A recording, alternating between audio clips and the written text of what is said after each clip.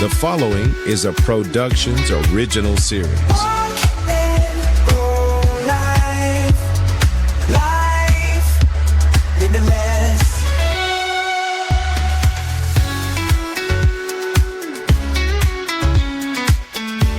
Hello and welcome to Walk and Roll Live. I am Doug Vincent along with Addie Rich. Thank you so much for joining us. We are a podcast dedicated to giving a voice to the disability community.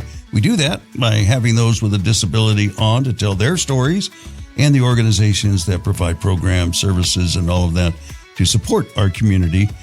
So I am a polio survivor and my co-host Addie. Yes. What's your story?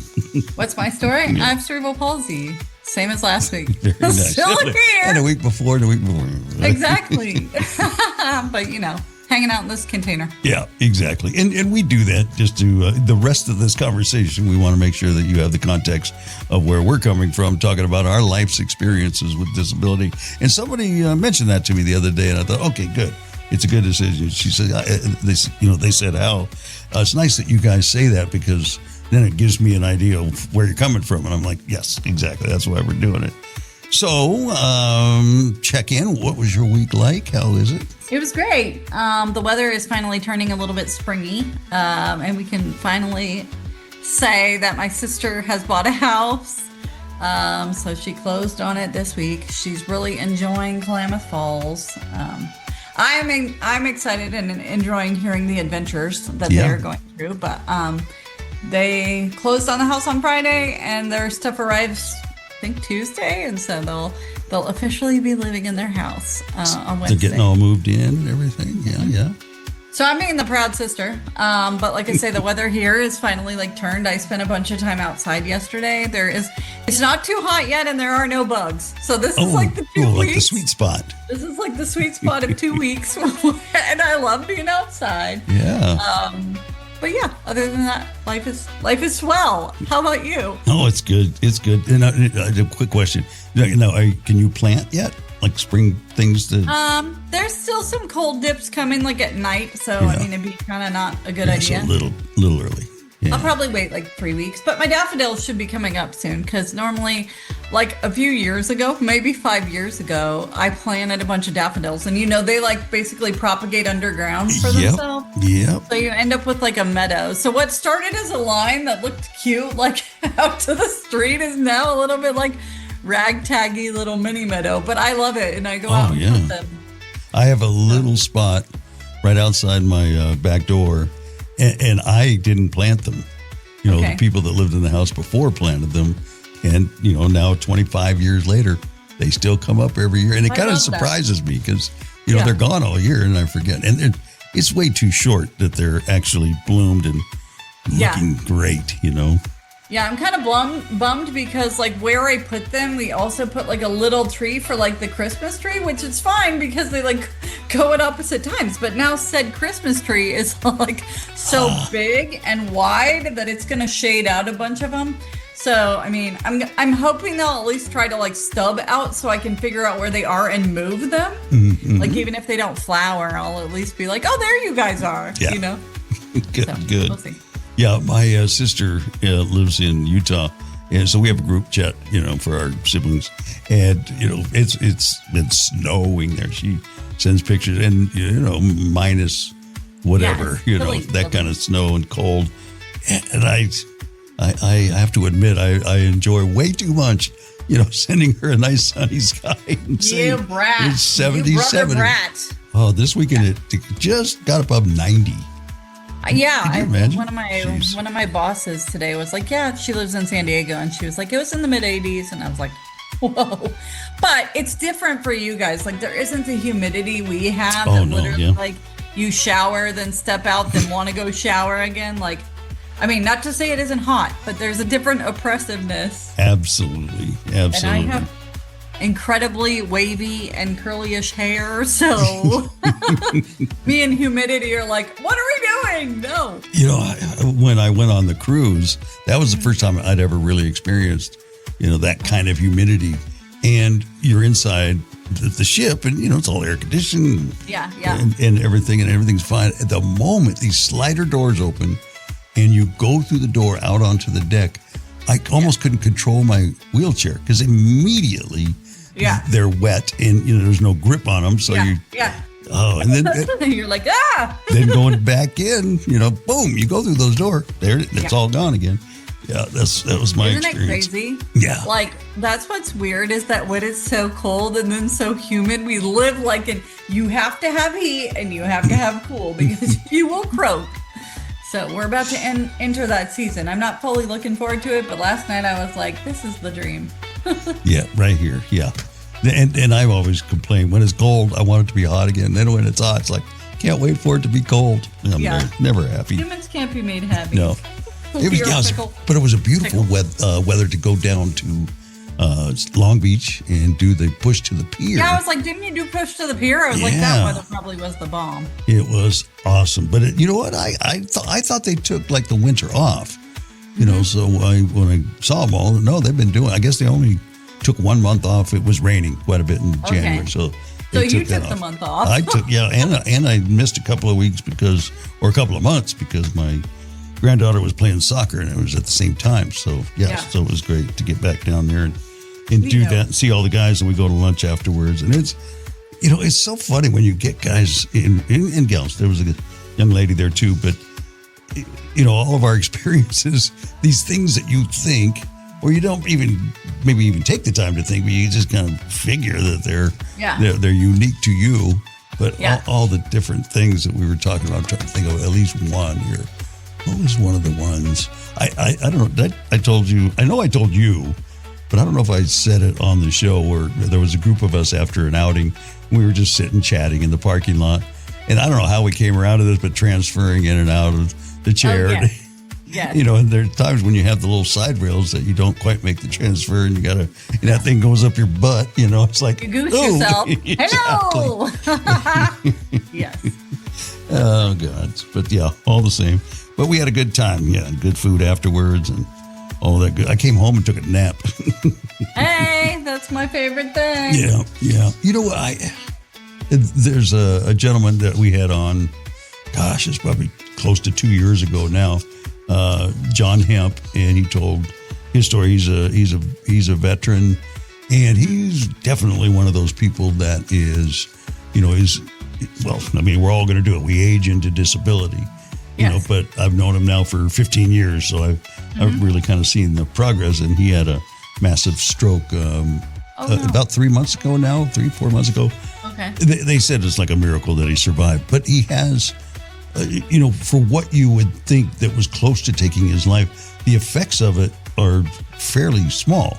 There's no like loss of control or muscle on either on one side. Wow, he got lucky. His whole brain just said, "I'm taking a seat." Yeah, exactly. Yeah. And he you can understand his speech, but sometimes he's struggles to find a word, that kind of thing. But for the most part, he's all there, and it's done something to his vision, so he can't drive anymore. So he used to go, and has done this for years. Every Wednesday morning, him and a bunch of folks get together, and they do a ceremony for veterans without families. And from Los Angeles, San Bernardino, and Riverside counties, the coroner's office, when they find those people can't find family, then they take them and they get, because they're a veteran, they get interned at the Riverside National Cemetery. So they do this ceremony, because these are their brothers and sisters in arms, and they take it very seriously. There's usually 30 men and women that come out to do this every Wednesday morning, and he has been able to go in the last 3 months because he can't drive. So I just offered him. I said, "Do you want to go out? I'll come pick you up and take you out there." Aww. Oh, it was awesome because unintended, really. It was kind of a surprise. None of them knew that he was going to be there. The love. They just. I would have cried. Yeah. I cry anyway in many things, but I definitely would have cried. A lot of hugging going on, and on top of that, guys, we can't say I love you, so we have to give each other crap, Right. And these guys are world-class crap givers. That is, if they don't give you crap, they don't love you. That's right. Like, That's right. Y'all don't know how to hug it out and say I love you. But I think as people get older, I mean, that is my wish for people, right? Like, I've always been an I love youer. I've always been a hugger, but that's how I was kind of raised. You know my family, so you know that's how we are. But I always think, well, what if tomorrow isn't here? And so I always will tell people, even if I don't love them, I'll be like, I really appreciate you, or I'm glad we met, or I'm glad our paths crossed, because you never know what somebody's going to remember, or if it's like the shittiest day of their life, and you saying that was really important. Made a difference. Yeah, absolutely. I'm with you. I used to be stingy, I guess would be the word, with that, and not with people that I really love, but not that I don't love other people, but there's people in your lives that they're very special to you, and you kind of reserve that I love you for your close family or the people that you are in love with, that kind of thing. And I thought, no, I can make more.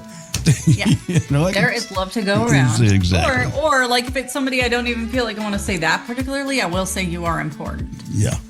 Because that way they at least see that somebody saw them that day and somebody cared. So that is one of the things that this podcast does for us. I feel like this is what fills my cup, even on a really long day. I look forward to this because we're seeing people, we're telling their story. We're seeing the audience, even that we don't see at the time. Right. The follow-up that we get shows that people feel seen. So, and all the parts that go along with it, when you are connecting with, say today's guest, Jeana Nunez, you've made a new friend. And I'm sure you've had many conversations outside the conversation. You know how I work. Today.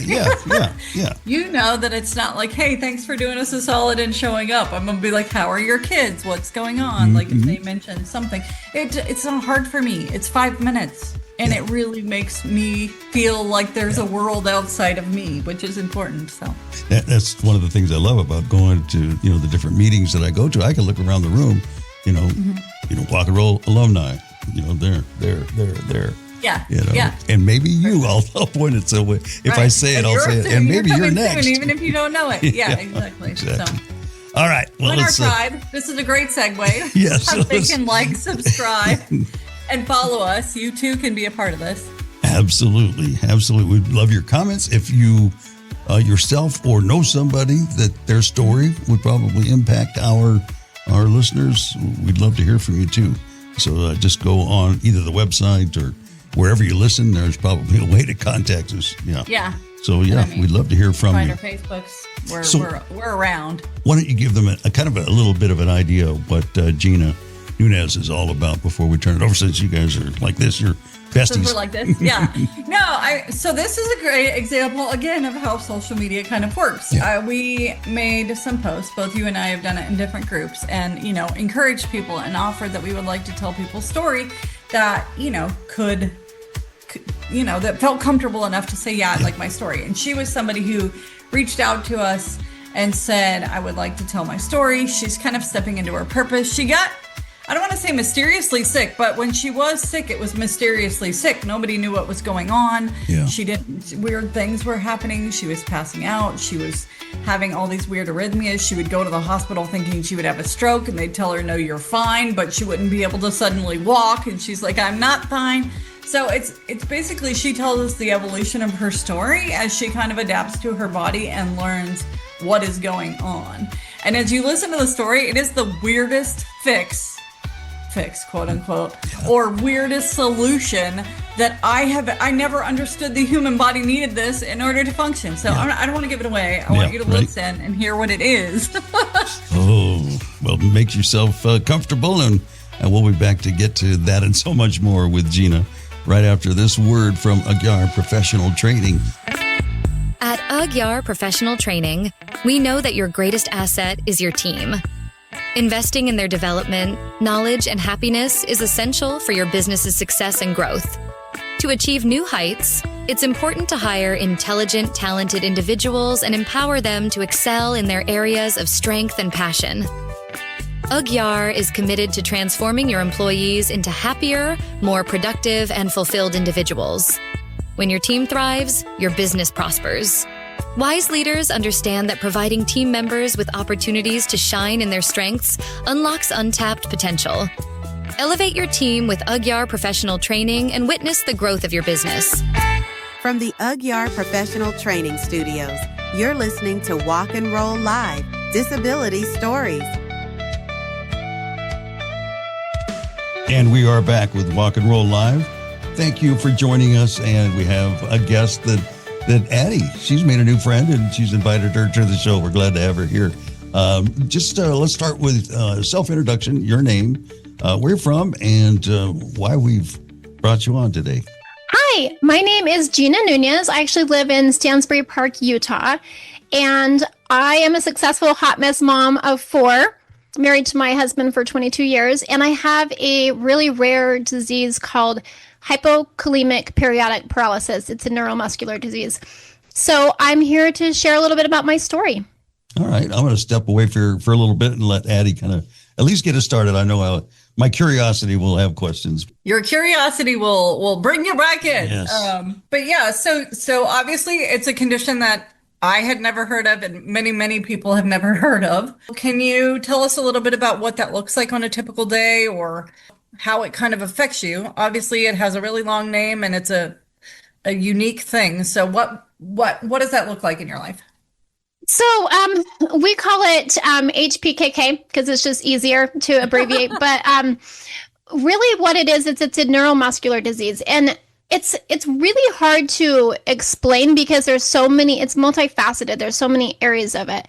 It is progressive, okay, and it depends on each individual as to the symptoms. For me, it goes everywhere from I can wake up paralyzed from the waist down, or I can wake up so weak that I can't physically move, to I can jump out of bed. I can be good 1 minute and the next, like, have a little bit of brain fog. I'm really good with remembering people's names and like details, like wellness stuff details, because I've been in the wellness world for 14 years. And if I can't remember something just all of a sudden, then I know that my potassium has dropped. I actually take 3,000 milligrams of potassium or 40 MQs every 3 hours just to keep my body working. My husband likes to say that I'm like a Ferrari that burns through gas at a really high rate, and I'm quality maintenance. Right. So is that disorder caused by that? It's caused by lack of potassium? Yeah. So potassium is like the motor that runs every single organ in your body. And so it's going to run your brain, it's going to run your heart, your like every system. And so before, I didn't know what I had, and we just had a lot of times where we didn't know what was going on. Like I would turn into a rag doll and not be able to speak or talk or move. And my husband would have to take me into the ER, not knowing what was going on. And everything would come back normal. My blood work would come back normal. Like the big tests would come back normal. And so they just couldn't figure it out. They just didn't know. It's not very common, so not a lot of doctors know. And in fact, there's kind of a joke in the periodic paralysis community that if you haven't been diagnosed with conversion disorder, then you probably don't have our disease, because they're going to make you think it's in your head. If doctors can't find a solution on paper, then obviously it must be in your head. And so we had a lot of those kind of experiences, just not knowing. A lot of misdiagnoses. I was put on seizure meds for 3.5 years and told I had complex partial seizures. And I was pregnant with my second. So of course I needed to be on these seizure meds because I was falling all the time. I was very independent when I first had this disease, and I didn't want to admit there was a problem. and so I would force my body to basically just give up. So it was like I would get this, like my leg would get wobbly, and then I would just keep forcing it until the point that I would just collapse and fall flat to the floor. And then I couldn't use have the energy to push myself back up to be able to get myself back up. And I'd just cry. And my husband would pick me up like a rag doll and put me back in bed. And that was our life for a little bit. We just had no answers. And then it got to, this is all my kids have ever known as far as like motherhood goes. And so I've had to figure out how to do motherhood a little bit differently. Now that I'm diagnosed, I take a lot of potassium, which is more than like most people, it would kill them in a day. However, it's what my body needs to be able to function like it needs, and I'm really, really in tune with my body to be able to see what it needs. So I have potassium tablets, but then I also have liquid potassium like they give you at the like hospital when they're giving you an IV. So you don't have any other side effects that, say, somebody who's more typical taking that much potassium would have? No, in fact, my levels stay at a 4.0 to 4.2. I get them checked every 3 months and they stay normal. The potassium actually drops in the muscle. And so there is like a damaged ion channel, and there's several different factors. Sometimes that they're an anomaly. Like a lot of times it's genetic. We can't find any factors where mine's genetic. So mine's kind of an anomaly. I served a mission for my church, an LDS mission in Paraguay. And so I was living in a third world country and I got sick a lot there. And I actually started, some of the symptoms started manifesting there, but I didn't know. I was sick several, I just figured that I had some parasite or something, and I would always just get better. Like I had times where I couldn't lift my head off the bed and I thought I had vertigo, and other times where my back would just seize up, like the muscles. And so I was getting like regular massages on my mission, but we still didn't associate anything about that until I came home and got married pretty quickly after I got married. And it was right after I got married, I stepped out of the shower and all of a sudden I just felt really lightheaded and I just fell and I just collapsed and then lost all my strength. And that was the very first episode that my husband saw. And then we went through the journey of not being able to be insurable. I heard MS, I heard Lyme's, all kinds of things in the process of trying to figure it out. So we went to doctors and naturopath doctors and got put on really strict diets and, all the things, just trying to find a solution. It used to be that I would have to, when I would have an attack, I would just have to sleep until my body would reset itself. So I would go and lay down and I would wake back up and I would go to put my feet on the ground and I would see if I was stable. And if not, I would lay back down. Yeah. And that was how I had to do things. Now I can get it under control, even if I wake up where I'm paralyzed from the waist down or super, super weak and I can't physically get where I need to. My husband has to help me. I can still get the potassium in my body and be able to get it to reset. So as a life and business coach, I don't set my appointments until 9 so that I have that time to be able to get my body to do what it needs to do. So I have my good days and my bad days. And the weird part is I can feel my body. So it's not like I'm paralyzed. It's like there's a misconnect to the brain, from the brain to the body, that the channels aren't connecting. And so it's, it doesn't get the message. So sometimes it will affect my lower body. Other times it will affect my whole body. Yeah, that's very similar to, I'm post polio. Mm-hmm. So, and I think a misconception a lot of times over the course of my life, I never gave it a thought because I could always feel, but people assume that I couldn't feel. I didn't have any sensation, but it's a neurological disease. It affects your muscles, but it doesn't affect the muscles. Neurologically, your muscles are not getting the message, so they just atrophy.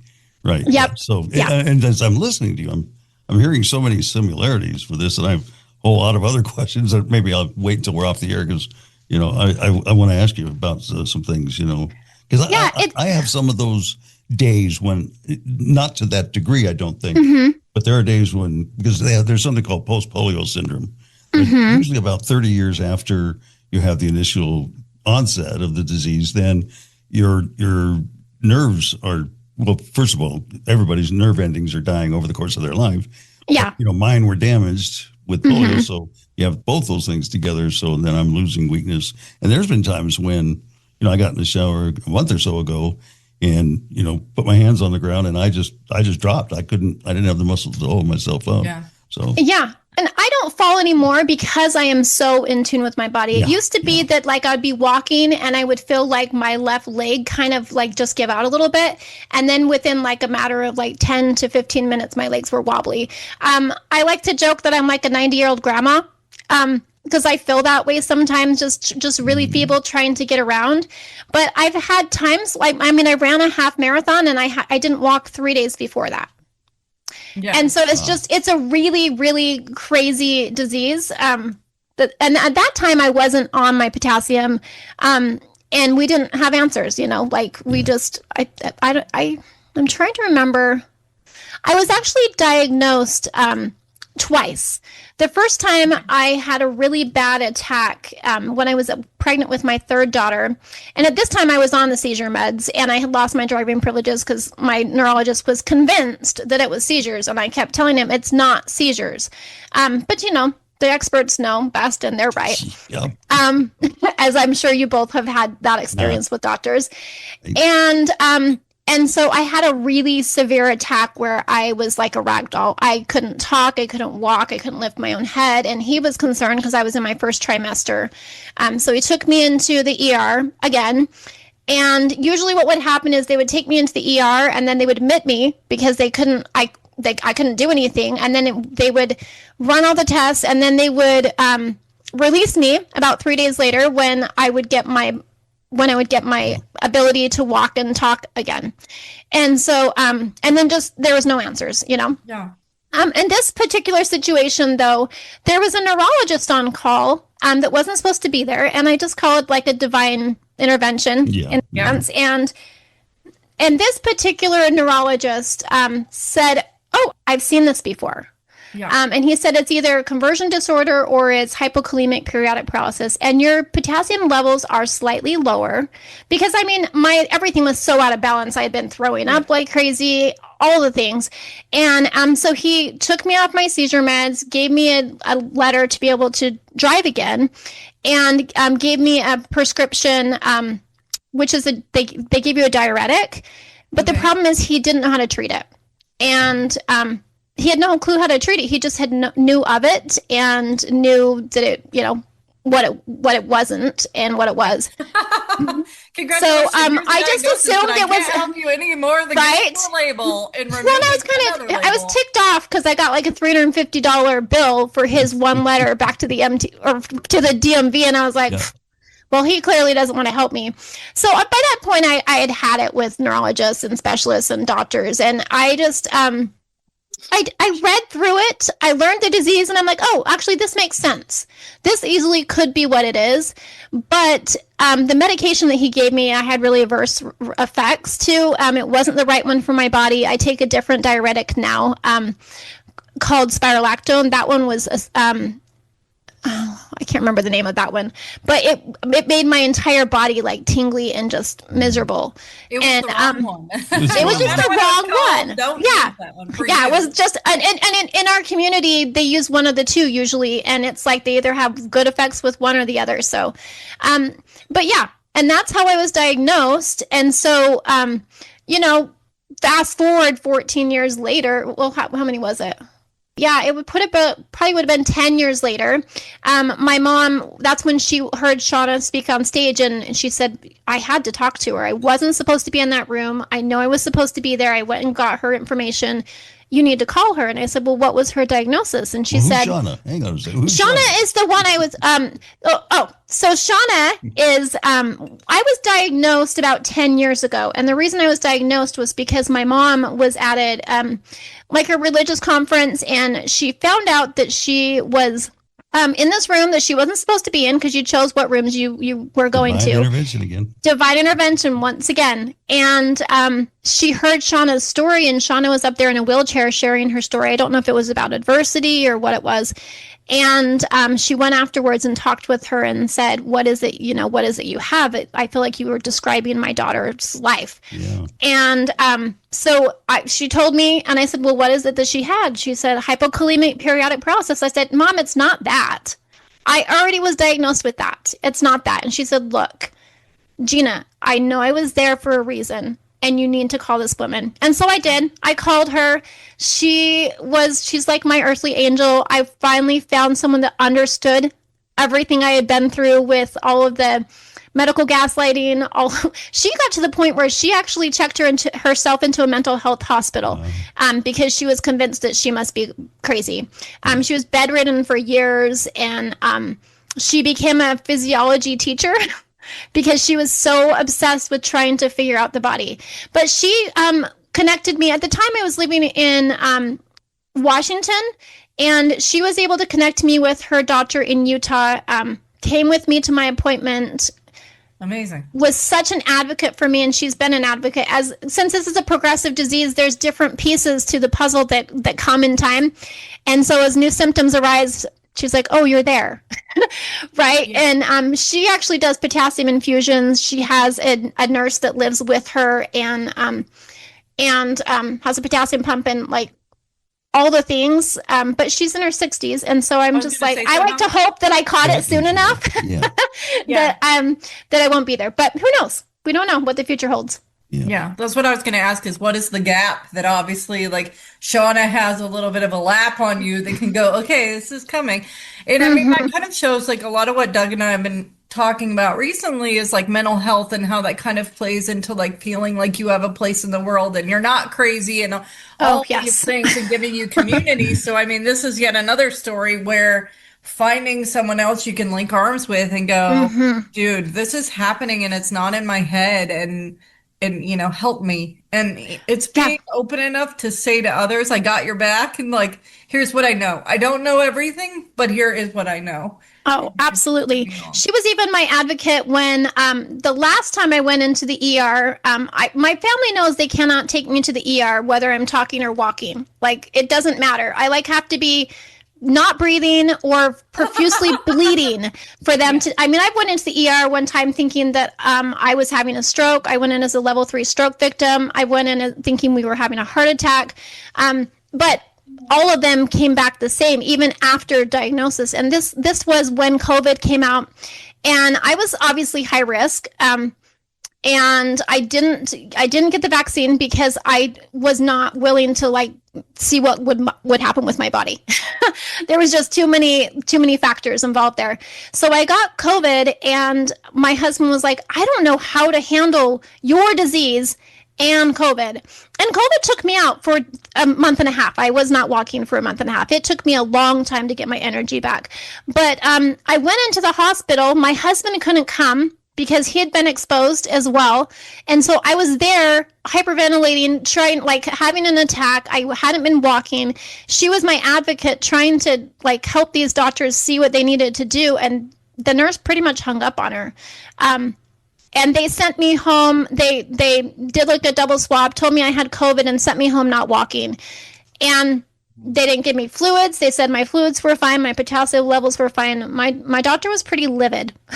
They had a very fast protocol that they got me on ivermectin. They got me on all the different supplements.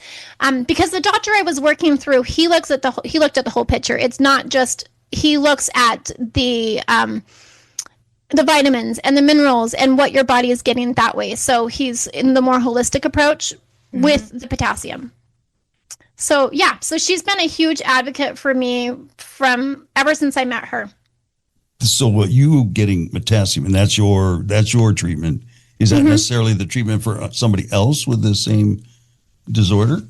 Well, so this is supposed to be genetic. And so because it's genetic, I watch often my children to see which one of them is going to have my disease. And I've seen little things here and there that make me concerned, but I had never went through the actual official testing because it's really expensive. It can become inconclusive still, but there's no way I would have this disease and not have this disease with the amount of potassium I take, right? It would kill a person.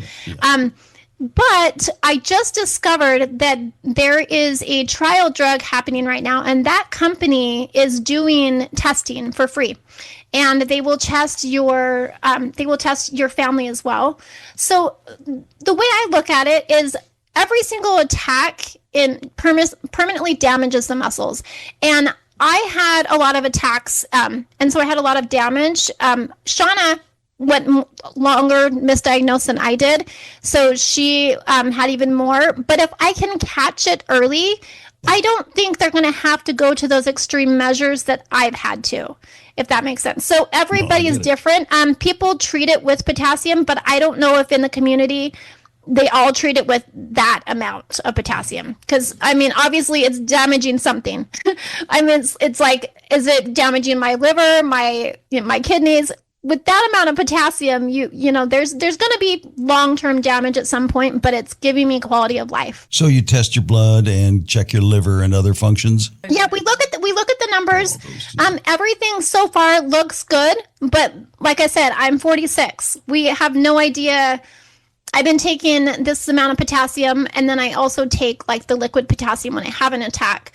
My kids, my brain actually is pretty amazing because when I can't get the words out in English, my brain automatically switches to Spanish. So if you think of Buzz Lightyear and they're like, oh no, he's in Spanish mode.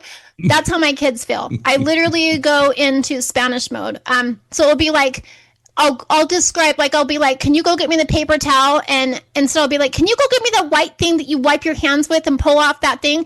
And, you know, and so they're like, oh, great. And my kids are so familiar that they can pick up on it really quick. They'll notice this tiniest little shift in my weight they're able to detect too. But yeah, so my brain just, like, the neural pathways just switch.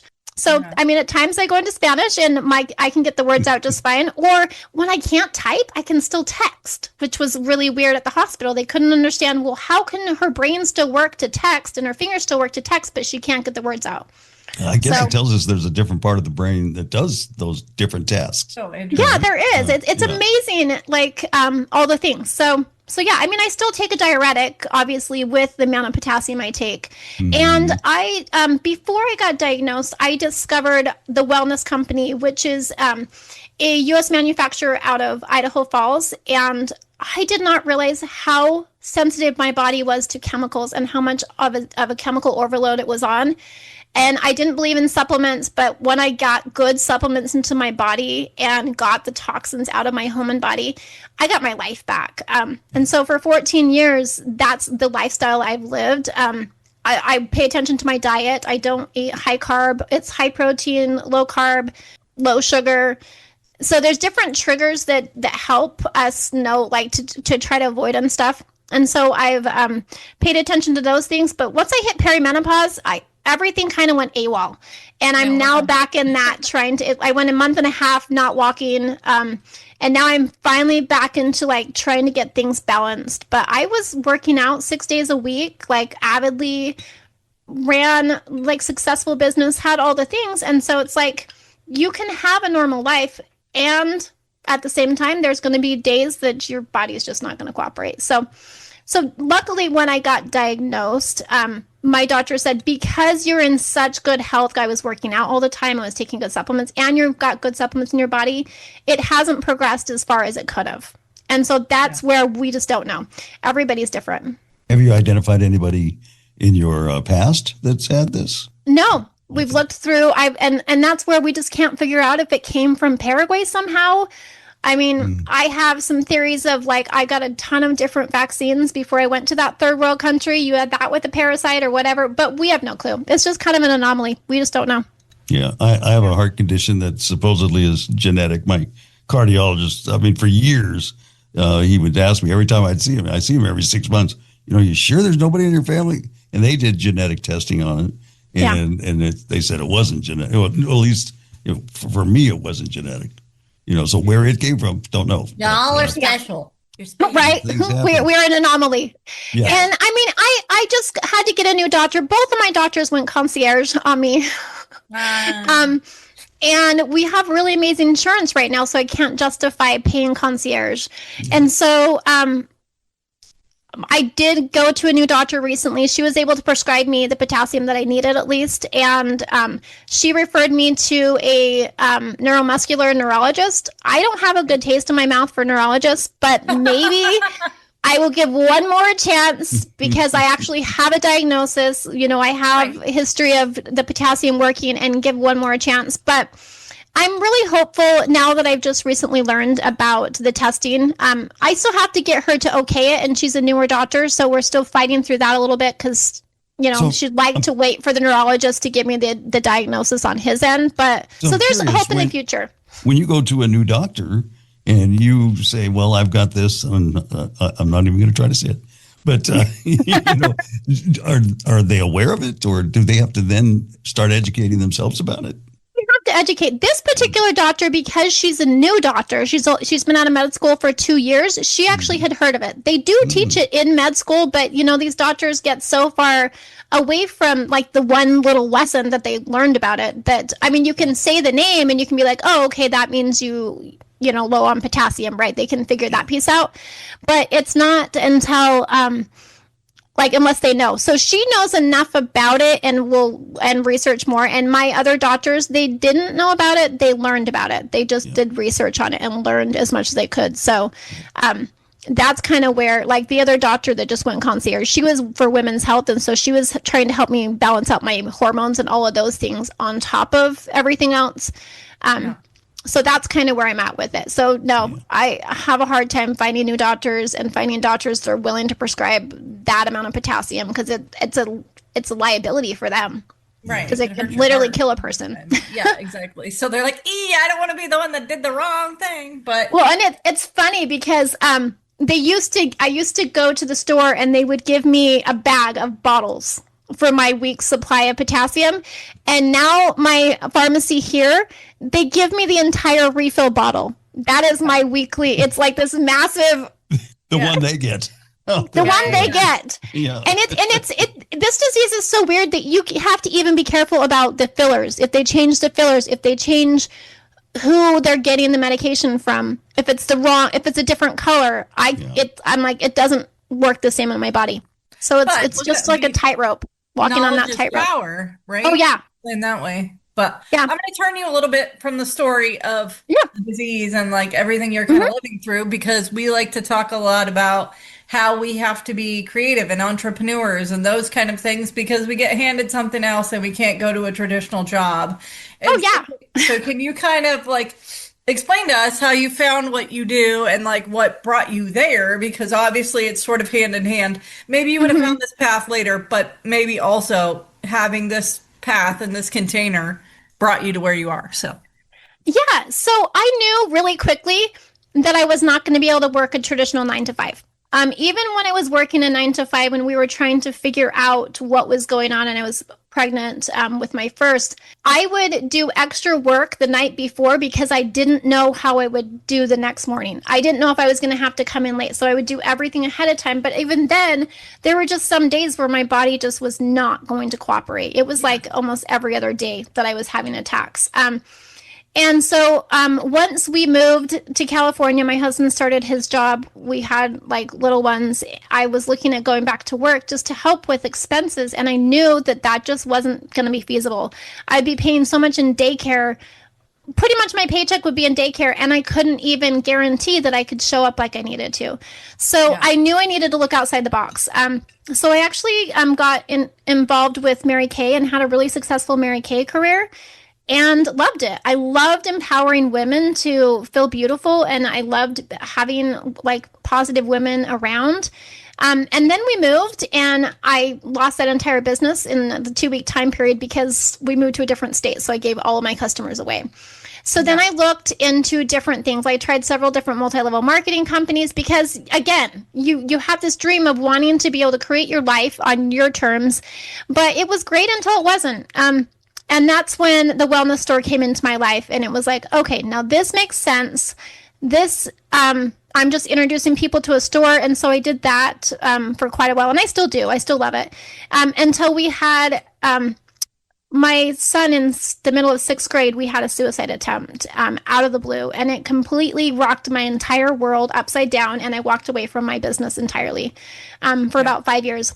So I've always been in that leadership coach kind of role of empowering women, and that's what just led me to coaching. I decided I wanted to become certified. I didn't want to be an incremental coach. I wanted to transform lives and help women see that they could create the life that they want. Right. So it gives me the freedom to create my schedule, to charge a decent price so I don't have to work a ton of hours. And I completely handle my schedule. So I schedule my calls according to how I need them. I start my day later, and it just works.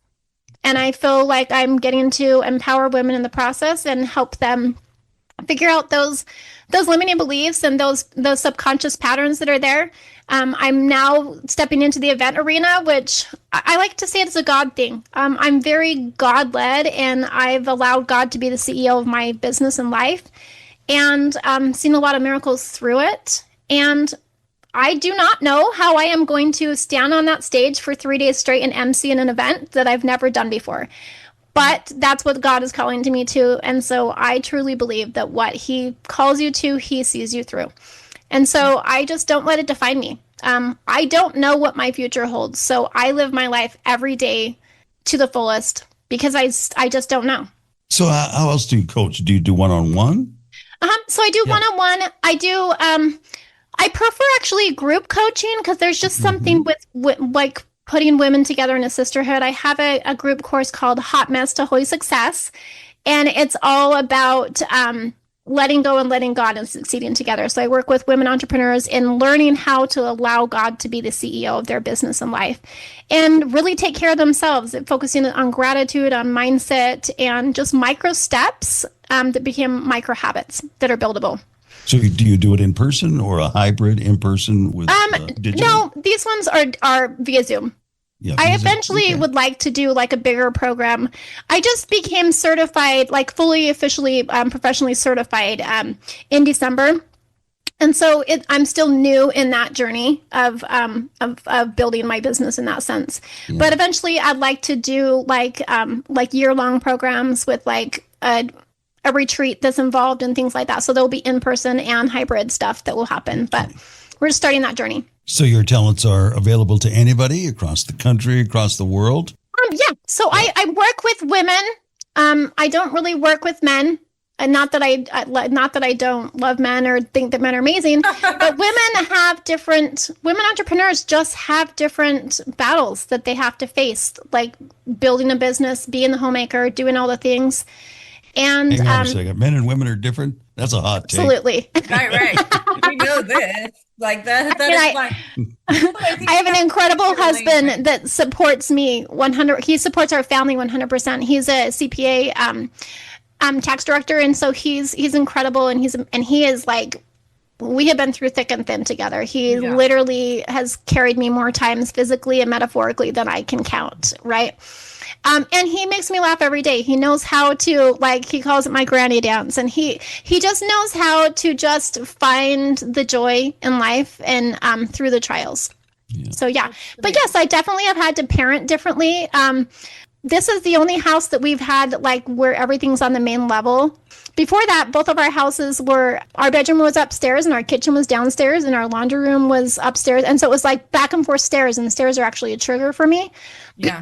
So I would go down on my bum and crawl around on my knees and get the kids off to school and do what I needed to do, however I needed to do it. Right. Finally, my kids discovered that we had my office chair that they could roll in, and I could roll around because I could go around with with my feet. Yeah, I just couldn't get my bigger muscles to work. So I would go around that way, like just with like pushing with my feet. And then I finally caved this last year actually to finally get a wheelchair. And it's been a blessing. It really has. It was a humbling experience to like be willing to be seen that way. But it's given me my freedom back. Now I can go to the amusement parks with my kids and we get to ride the rides, and I don't have to leave midway through because I've had an attack and my body can't handle it.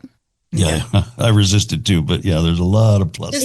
This is the Wheels Resistant Club. We meet at least once a month. That's right. And I'm still resisting. No, I mean, it's literally sitting in my living room, and like when I need it, I'll use it. But I'm like, exactly. Even getting ready to travel, I'm going to go see Doug and do some other things for work. And I'm like, do I take this or my walker? I'm like, why am I even debating? I know what is easier, but exactly. It's like, it's hard because people look at you differently when you're in a wheelchair. And I mean, it's sad to say, but they just do. I don't want people to look at me with pity because I love my life. Or they don't see you, or they walk in front of you, or it's just... It's tricky. And so that's why I never shared before, because I didn't want anyone to see me weak. Most women know me as a powerful, strong, like woman that's an amazing connector, like amazing at what I do, like, and just like being able to empower women, and I didn't want them to see me weak and feeble. But I found that it actually, my disease has refined me, not defined me. It doesn't get to stop me. I get to still choose to create the life that I want. Container versus and I co-create it with God. Argument we have all the time. Yeah. Do you or will you incorporate that into your, or have you, I guess, incorporated that into your coaching, your talks, the arena coming up? Will you be a part of that?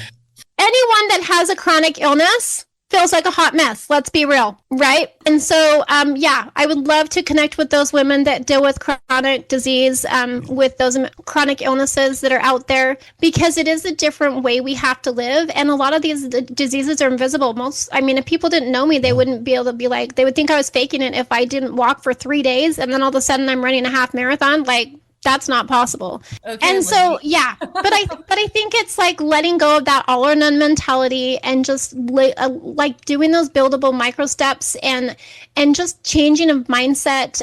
Focusing gratitude shifted my life substantially, because even if I can't move when I wake up in the morning, I can still put my hand on my heart and be so grateful for something. And that I get to control that. I get to choose that. Mm-hmm. So I still hope to be able to reach those other women, women with ADHD, women in perimenopause, women with chronic illness. I think all of them feel like a hot mess. They're not necessarily are a hot mess, but they feel like a hot mess. And so I just want them to like own who they are. It's not that I'm going to change who you are. Your ADHD is not going away. Your chronic illness isn't going to go away. The limitations are there to stay. But it's the way in which you see it, the way in which you attack it, the way in which your mind, you have the power over your mind. And to kind of close it up, because it definitely shows like what you're looking at and how you choose to treat life. So if somebody wants to find you and they want to like figure out, they want to meet you, they want some of your coaching, they want to learn the micro steps and all those things, how do they find you? I mean, obviously I know how I do you, but I want you to share that with me. So I'm on social media. I'm trying to get out there more on social media. My Instagram handle is my business name, so it's pure_aspirations. My business name is Pure Aspirations. I'm on Facebook at Jeana Jacobson with the EN Nunez, and it's JEANA. My website is mypureaspirations.com, which is still getting changed out because I'm actually going into speaking. God's called me into sharing my story more, so I'm stepping into that realm of speaking as well. And so that's kind of all in the works of getting reworked a little bit. But those are some places. My email is just Jeana.pureaspirations@gmail.com. So any of those avenues, they'd be easily to find me. My DMs are always open. I love connection calls and having conversations. And we're going to be starting cohort 2 in February, towards the end of February. And then I've got my event that's going to be in August, 26th and through the 28th in Utah. It's going to be exciting and interesting and all the things. I'm excited. I've never done an event before. God guided me to an event coach and has just been putting the steps in place, and it's just been really incredible watching the process. And I live the She Aligns method every day, and so that's why it's easy to teach, because I live what I preach. Jeana Nunez, thank you so much for taking some time and sharing your story. I know you're very early on this journey. You were a little nervous, but you sounded great. Thank you. Yeah, thank you for having me. Each week on Walk and Roll Live, we share honest and open stories of people living with a disability. Again, you don't really see it until you're a bit older, and you can look back at the progression and sort of the peak and where you are and where you plateau as well, because young freeze do plateau. They do plateau, just no matter how good you are. Join us weekly for another powerful episode. Walk and Roll Live, wherever you get your podcasts. Life limitless. Subscribe now. From the UGYAR Professional Training Studios, you're listening to Walk and Roll Live, Disability Stories. It's a disabled life, rolling along, leaving my struggles behind, feeling strong. The road ain't easy, but that's just fine. 'cause I'm living my truth, walking my own line. Life is full of joy, I wouldn't change a thing. Overcoming what life hands me, hear me sing. Tough times don't last, but tough people do. It's a disabled life, and I'm breaking through. Walk and Roll Live. That's where you found yourself. And hopefully you just finished listening to Jeana with us. And as you said, kind of before we went to the break and got to the interview, yeah, kind of an odd, you would never think of it solution. Right? Yeah. And the fact, I mean, if you're cheating and you haven't listened, I'm kind of trying to avoid the answer, so you have to listen. But the fact that, like, what does kind of solve the problem or like keep it at a regulated level would kill most of us. Yeah, if you didn't have that condition, yeah. Yes, I'm like, that's insane. Like, the human body blows me away. But it also, then makes sense maybe how difficult it was to figure out. Well, yeah. Thank God for the ER doctor who was like, wait, I read about this in medical school. Like, had he not been there and had her mom not gone to that, thing that where she met that other lady, would she still be looking for answers all these years later? There was a series on Netflix, I believe it was, about crowdsourcing for difficult medical conditions. And they opened it up to the world. Yeah. And it was amazing how they would solve things relatively quickly that had been taking years, and they couldn't figure it out. So yeah, I don't know. You have to figure out the name, because now I'm going to go dig it up. I'm running out of shows. Yeah, I haven't seen it in a while. It would be under probably documentaries, something like that. Okay. But yeah, it's been a while, 2 or 3 years ago that I think I watched it. But yeah, it was fascinating. I love when things blow my brain away. Like, that is my hobby, is like, what can I find that will blow me away? Gives you the dopamine, right? Yes. Exactly. The big old hit. Yeah. Well, I've been continuing to work on the resource page. I don't know what's just gotten into me. I've been, searching everywhere. And, and everybody I meet, if they have, if they're disabled and they have some foundation or a blog or whatever it is, I just love to add it to the resource page so we can all help each other. And it could be fascinating to you. It could maybe save your life. You never know, Yeah, exactly. So, I've been kind of on a mission here lately. So if you know of some resources, you've maybe seen the page and there's some things that we don't have. There's kind of a blind spot in there, a hole that we can fill, pass it along and help definitely. Us. Yeah. Yes. Yeah. So again, this is somebody else. Well, this is an interesting story, but we have Sandy Gilbreth next week. But we also are going to get her son on. So this is something that we have never done before. You want to explain kind of what's going on? So, super cool. I'm super excited about this one. She is the mom, for those of you who follow socials fairly deeply. Her son is Corey Lee. He does Curb Free with Corey Lee. And it started as like a small travel blog and just talking about like how you could travel with disability, and has blown up into this ginormous thing.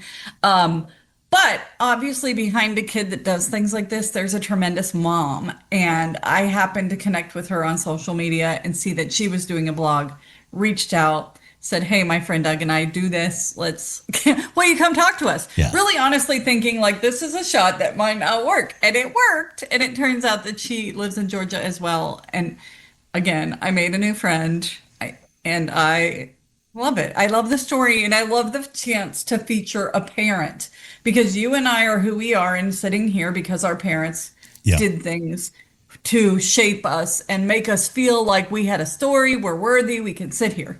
So it's really cool to sit with a mom and be like, this is amazing. Yeah, I know stories of people that, because of their parenting style, and I don't want to judge because, they're doing the best they can.